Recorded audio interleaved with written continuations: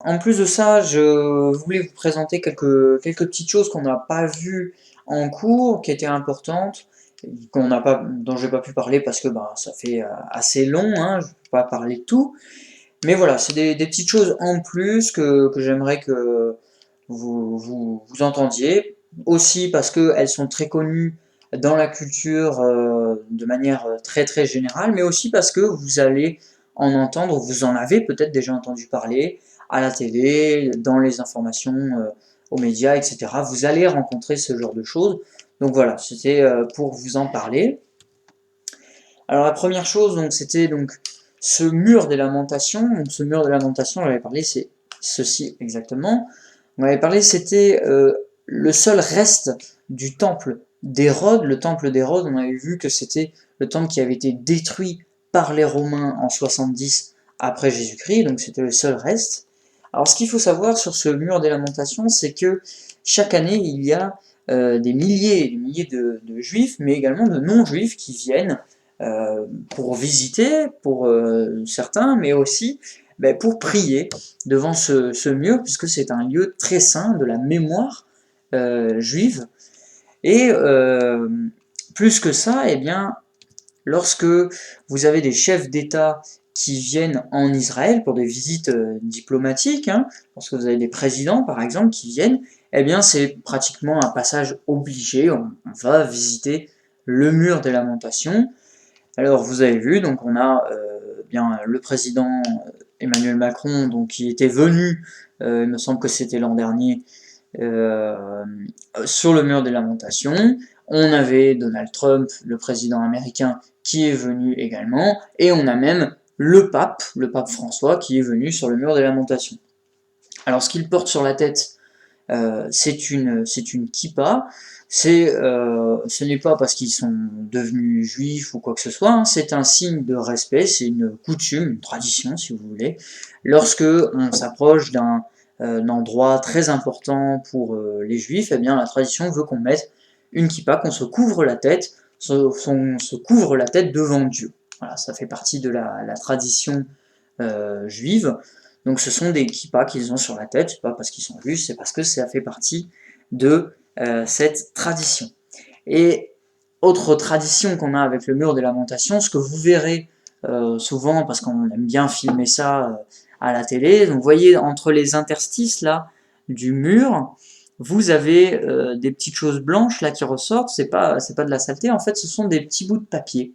Pourquoi? Parce que quand on va sur le mur des lamentations, on a comme tradition, encore une fois, de laisser une petite prière ou un souhait. Donc généralement, quand les chefs d'État viennent sur le mur des lamentations, eux aussi ils laissent un petit bout de papier. Alors généralement, hein, quand on est un président, on va pas laisser une prière, surtout avec en France, hein, on va laisser un souhait tout simplement. Alors ça peut être n'importe quel type de souhait, hein, ça peut être un souhait personnel, comme ça peut être un souhait très général, par exemple vouloir la paix dans le monde, hein, quoi que vous voulez.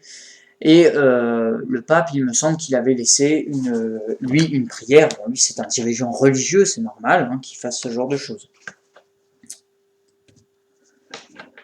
Alors autre chose, c'était sur les interdits alimentaires. Alors ça c'est une petite chose que j'avais trouvée euh, un peu particulière donc sur les juifs. Donc il y a donc comme interdit alimentaire le porc, mais ça n'est pas la seule chose.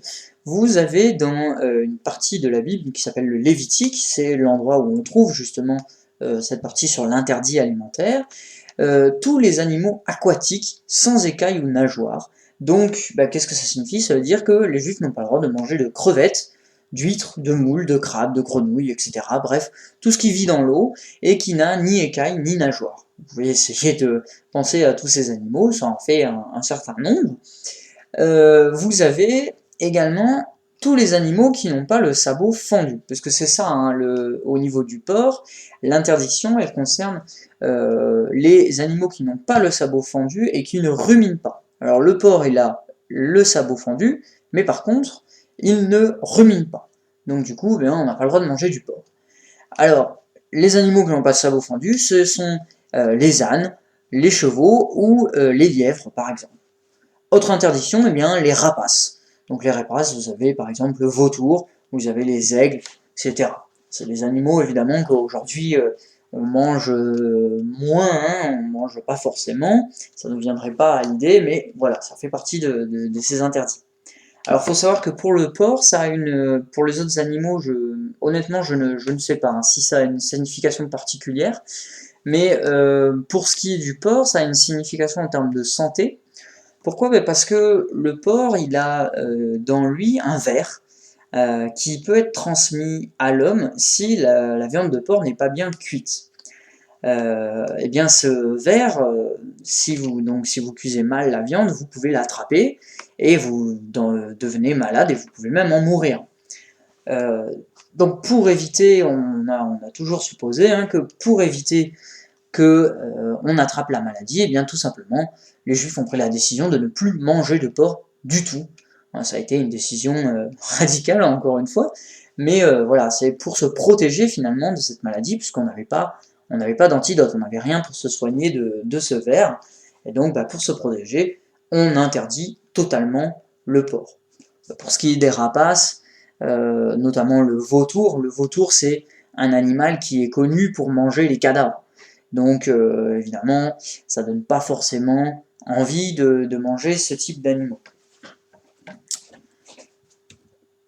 Alors ensuite, la dernière chose dont je voulais vous parler, c'était un personnage qu'on n'a pas vu, dont j'ai parlé par épisode. Ce personnage, c'est Moïse. Alors pourquoi j'en ai pas parlé? Parce que il n'y en avait pas forcément besoin là pour ce chapitre d'histoire, à mon sens en tout cas. Pas besoin en tout cas de rester plus longtemps que ce que je l'ai fait. Mais pourquoi je vous en parle? Parce que c'est un prophète extrêmement important pour la religion juive, mais pas seulement. C'est aussi pour les chrétiens et aussi pour les musulmans. Son histoire, elle est racontée dans l'Exode, donc c'est un des livres de la Bible, et il est connu essentiellement pour 3 grands passages. Alors, ça tombe bien sur cette carte, ils y sont. Alors, qu'est-ce que sont ces passages? Donc, le premier, c'est en Égypte, puisque dans la Bible, il est raconté que les Hébreux partent de Canaan après une famine, arrivent en Égypte, et en Égypte, ils sont mis en esclavage par le Pharaon. Moïse, lui, qu'est-ce qu'il veut? Il veut libérer les Hébreux d'Égypte. Ça, encore une fois, c'est dans la Bible. Et il va voir le Pharaon et il lui dit qu'il faut qu'il libère les Hébreux d'Égypte. Et il le prévient, il dit si tu ne les libères pas, Dieu va abattre sa colère contre toi et il va y avoir de grands problèmes sur ton royaume d'Égypte.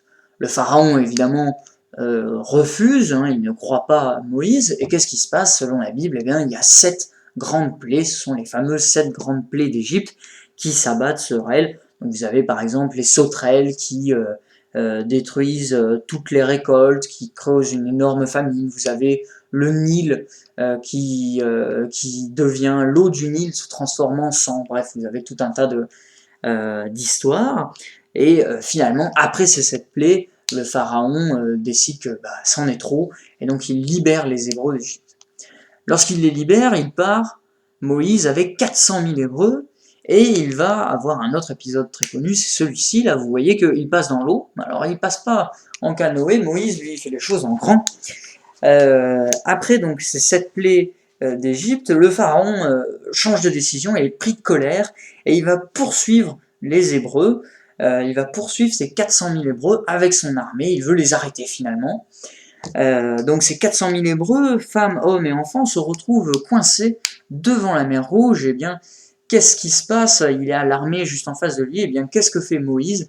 Dieu intercède, il vient en sa faveur hein, à Moïse, et Moïse arrive à écarter la mer en deux, et il va permettre à Moïse de passer la mer Rouge, à tout son peuple, à tous les Hébreux de passer la mer Rouge. Et lorsque l'armée égyptienne va vouloir passer, elle, dans le creux qui a été créé par Moïse, eh ben, la mer se rabat contre les Égyptiens, et toute l'armée égyptienne est complètement noyée au passage. Une fois qu'il est sorti d'Égypte, eh bien, il y a ce dernier passage qui est connu, c'est sur le mont Sinaï, ici. Alors pourquoi? Ben parce que Moïse va monter sur ce mont Sinaï, et sur ce mont Sinaï, il va recevoir les fameux 10 commandements. Alors qu'est-ce que c'est? Eh bien, c'est deux tablettes de pierre sur lesquelles sont gravés 10 commandements. J'en avais parlé un petit peu, donc vous avez des choses assez générales finalement, comme eh bien, tu ne tueras point, tu ne voleras pas, tu ne mentiras pas. Bref, vous avez 10 grands commandements qui sont extrêmement importants dans la religion juive, mais aussi dans les autres grands monothéismes. Alors Moïse, il fait débat chez les historiens, évidemment, vous en doutez. Alors évidemment pour la magie, les historiens, en tant qu'historien, on ne peut pas accepter que quelqu'un ouvre une mer en deux, c'est pas possible physiquement, on ne peut pas l'accepter. Et aussi parce qu'il n'y a finalement aucune autre source que la Bible. Et ça pose un grand problème parce que, notamment les Égyptiens, eh bien les Égyptiens sont un peuple de noteurs, c'est un peuple d'écrivains. Ils notent tout. Ils notent tout ce qui est important en tout cas. Et le problème, c'est qu'on n'a rien trouvé. On n'a rien trouvé, on n'a aucune stèle, aucune inscription, rien du tout. Pourtant, c'est un événement extrêmement important. Vous imaginez, il y a 400 000 personnes qui quittent l'Égypte et qui vont traverser la mer Rouge avec l'armée à leur trousse. Ça paraît extraordinaire que ça ne soit pas noté quelque part.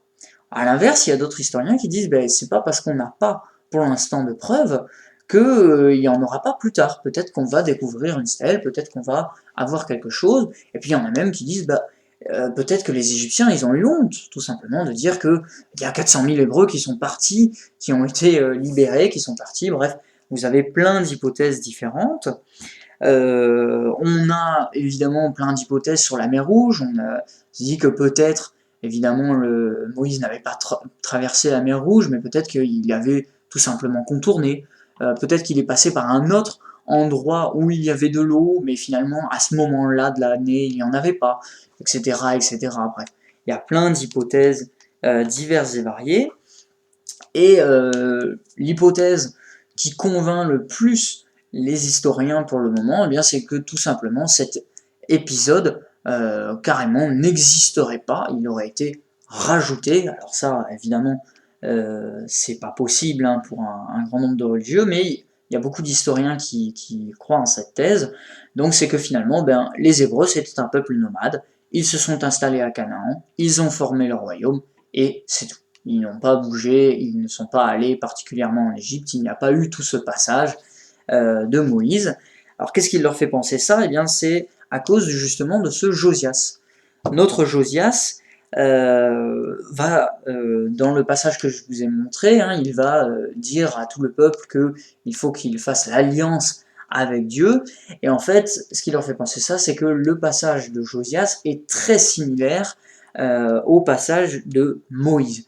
Et donc, certains historiens pensent que le passage de Moïse, en fait, a été écrit par des gens qui travaillaient pour Josias pour pouvoir légitimer son pouvoir, pour pouvoir dire, eh bien voilà, j'ai fait comme Moïse, j'ai fait comme l'un des plus grands prophètes de la religion juive, et donc ça donne du pouvoir à notre Josias.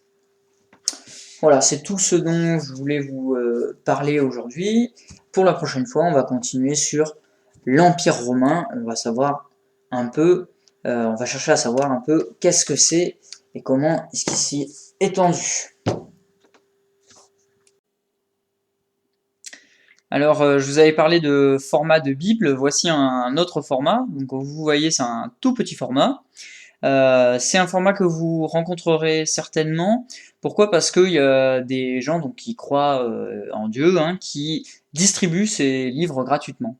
Cette Bible, bah, je l'ai eue gratuitement, c'est quelqu'un qui me l'a donnée en sortant du tramway, et j'ai décidé de la garder bah, justement pour les cours d'histoire, parce que je me suis dit que ça pourrait être intéressant de la montrer.